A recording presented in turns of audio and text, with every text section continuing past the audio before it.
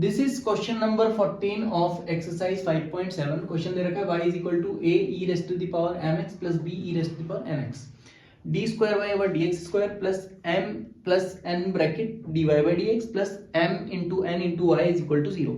ये हमें प्रूव करके दिखाना है। तो ये प्रूव करने के लिए हमें चाहिए होगी d square y over d x square की वैल्यू और d y by d x की वैल्यू। m और n यहाँ पे कांस्टेंट है और m और n यहाँ पे कांस्टेंट है और y की वैल्यू हमारे पास ऑलरेडी हैगी। सबसे पहले इसको बोल देते हैं इक्वेशन नंबर फर्स्ट। तो पहले सिंगल डेरिवेटिव निकाल लेते हैं। तो dy बाई डी एक्स हो जाएगा ये dy by d x will be equal to a तो कांस्टेंट है डिफरेंशिएशन के बाहर आया और e की पावर mx का डिफरेंशिएशन हो जाएगा m e की power mx।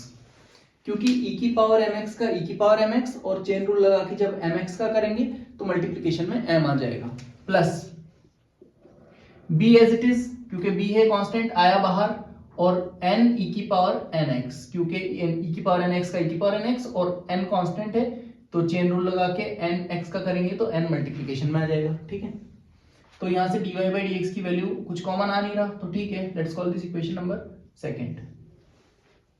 D square y over d x square की वैल्यू निकाल लेते हैं। D square y over d x square again अगर हम इसको डिफरेंशिएट कर देंगे तो am कांस्टेंट है तो am तो आया बाहर और e की पावर mx का करेंगे तो एक m और बाहर आएगा e की पावर mx का e की पावर mx हो जाएगा और चेन रूल लगा के m वो और बाहर आएगा तो m into m will be m square plus b और n और e की पावर nx का डिफरेंशिएशन हो जाएगा e की पावर nx और चेन रूल लगा के जब nx का करेंगे तो यहाँ पे हो जाएगा n स्क्वायर। ठीक है, तो let's call this equation number third. तो ये हमारे पास वैल्यू आ गई y की वैल्यू आ गई dy बाई डी एक्स की वैल्यू आ गई d square y over d x square की value d square y over d x square की वैल्यू आ गई।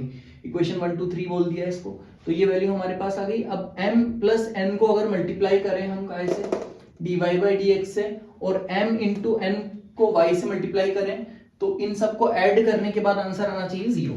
चेक कर लेते हैं। सबसे पहले लेते हैं LHS RHS must be equal to 0 आना चाहिए तो प्रूव हो जाएगा, अदरवाइज नहीं होगा। तो d square y over d x square की वैल्यू लिखेंगे तो a m स्क्वायर e की power mx plus b n square e की पावर nx ये हो गई d square y over d x square की value plus m plus n into d y by d x की value. D y by d x की value है ये रही a m e की power mx plus b n e की power nx plus m into n into y।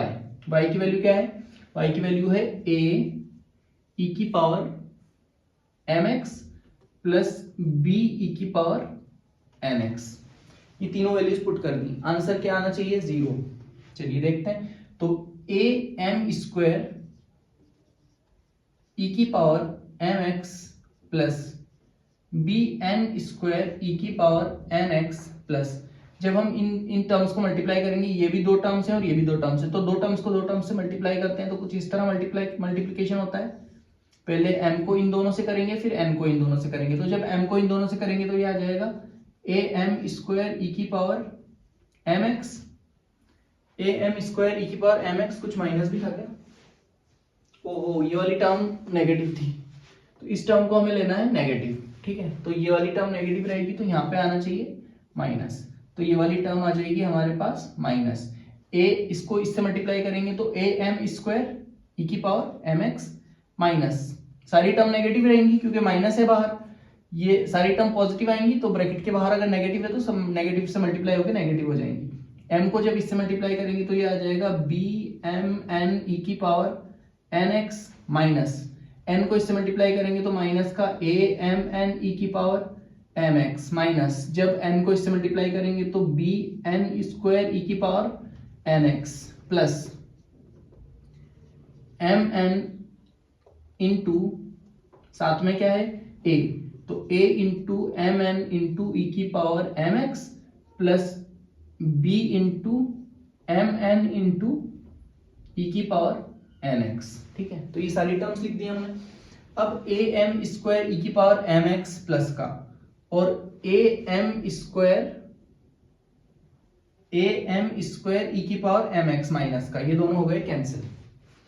B n square e की power n x और B n square e की power n x, ये negative और ये positive, ये दोनों हो गए कैंसिल।